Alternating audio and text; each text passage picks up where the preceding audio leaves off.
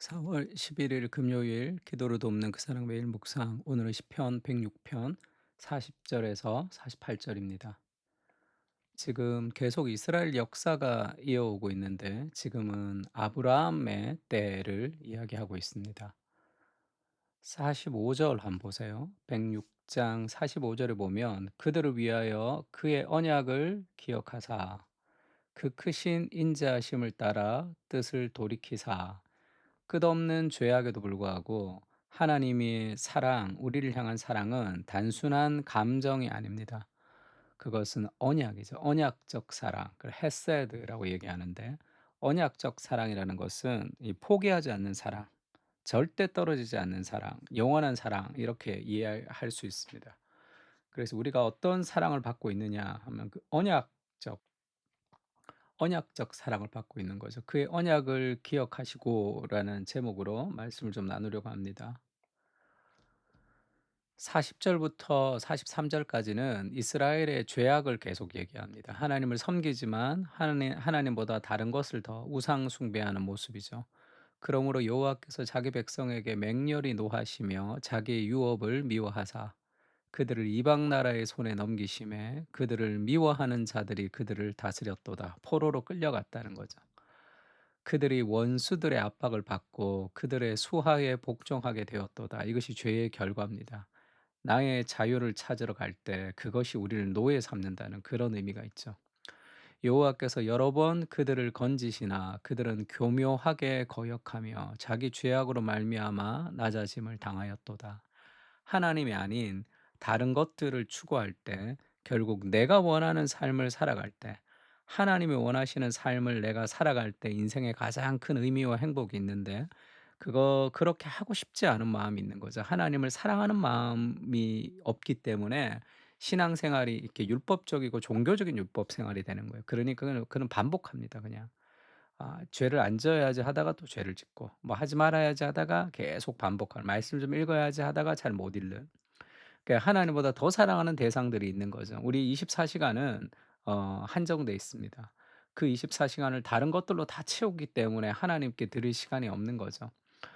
여호와께서 여러 번 그들을 건지시나 그들을 용서하고 또 부르짖으면 도와주시고 부르짖으면 도와주시고 하는데 교묘하게 거역하는 것은 말이죠.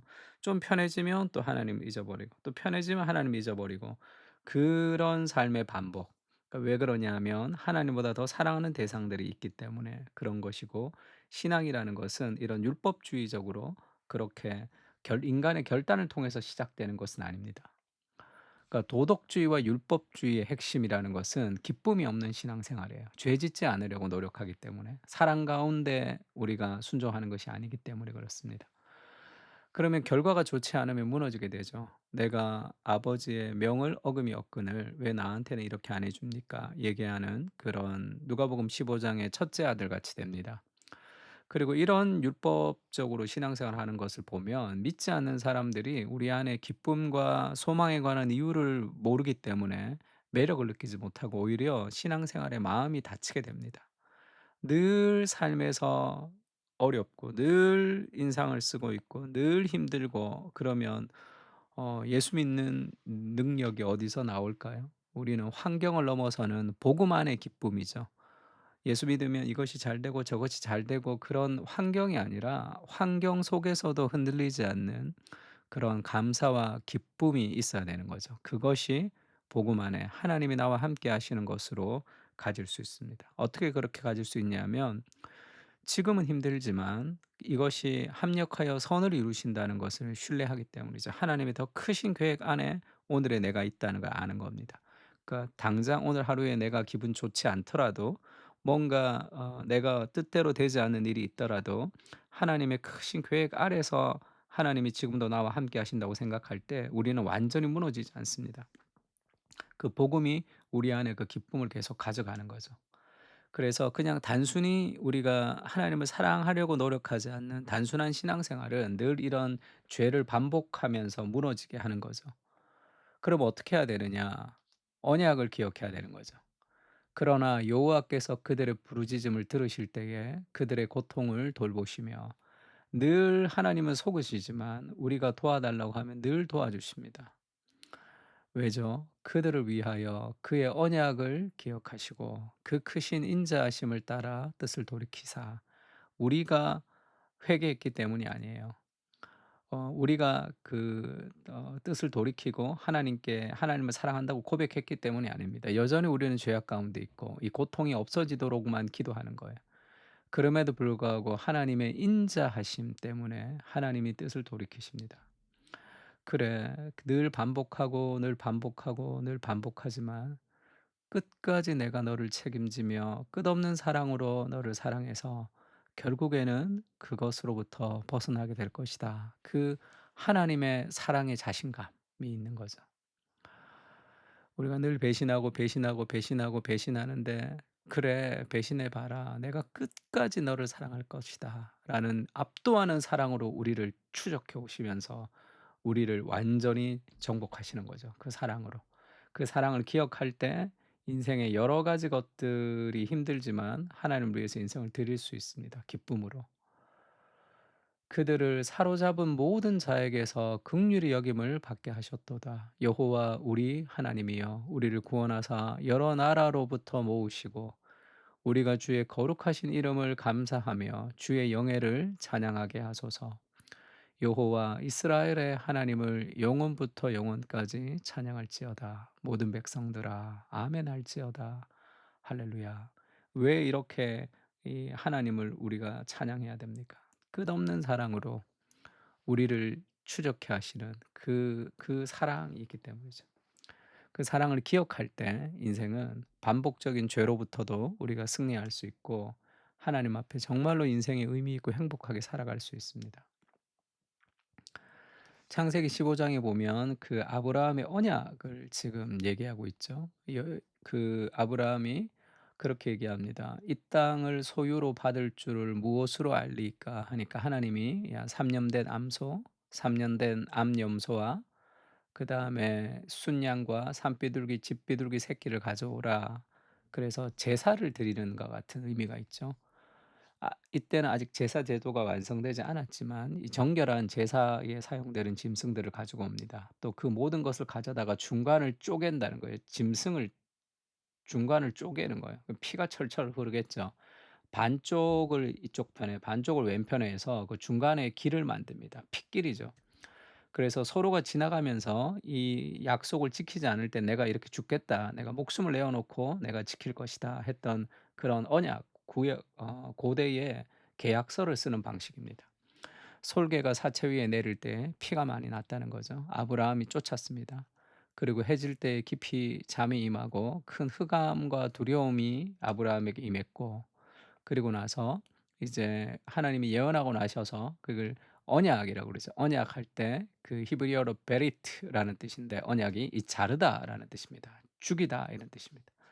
그러니까 이 반반 쪼갠 그 짐승의 피 사이로 인제 두 사람이 지나가는 거예요. 횃불이 지나간다는 것은 아브라함은 안 지나갑니다. 해가 져서 이 어두울 때 연기라는 화로가 보이며 타는 횃불이 쪼갠 고기 사이로 지나가더라. 그 하나님이 약속해 주시는 거죠.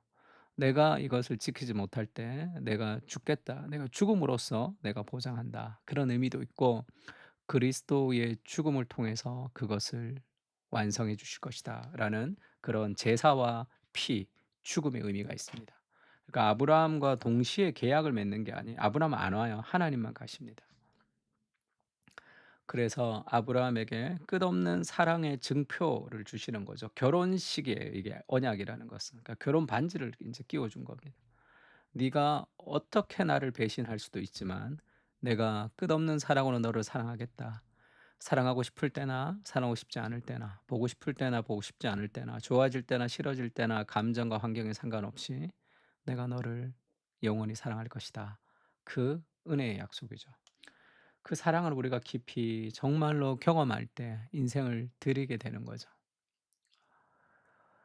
그래서 믿음이 아니라 행위가 아니라 율법의 행위가 아니라 믿음으로 말미암아 우리가 구원을 얻는다. 그렇게 얘기하죠. 그리고 나서 그리스도께서 우리를 위하여 저주를 받아사 받은 바 되사 율법의 저주에서 우리를 속량하셨습니다. 나무에 달린 자마다 저주 아래 있다 하셨던 그 저주를 그리스도께서 다 받으시고 우리를 살려 주신 거죠. 그 언약, 그 죽음을 통해서 그 언약을 만드신 거죠. 우리와 결혼하기 위해서 하늘의 보좌를 버리고 이 땅에 오셔서 목숨 버리는 사랑으로 우리에게 사랑을 고백해 주셨습니다. 그래서 그 사랑을 깊이 경험할 때 우리도 그리스도를 위해서 인생을 드릴 수 있는 거죠. 빌립보서 2장 20 절에 이런 말씀이 있습니다. 이는 뜻을 같이하여 너희 사정을 진실히 생각할 자가 이 밖에 내게 없음이라. 그들이 다 자기의 일을 구하고 그리스도 예수의 일을 구하지 아니하되, 많은 사람들은 자기가 자기 인생의 주인이 되어서 자기가 기분 좋을 때 뭐 예배 나왔다가 안 좋을 때 안 나왔다가 기분 좋을 때 좀 성경 봤다가 좀 바쁘면 안 봤다가 그런 삶을 살아갑니다. 그러니까 자기의 일을 우선시 구하는 거죠. 그것은 하나님의 사랑, 복음을 우리가 깊이 경험하지 못할 때 생기는 일이죠. 그러니까 복음을 늘 우리 안에 상기시켜야 됩니다. 지금 디모데는 그렇게 얘기하죠. 그가 자기의 일이 아니라 그리스도 예수의 일을 자기 일보다 먼저 구하는 사람이죠.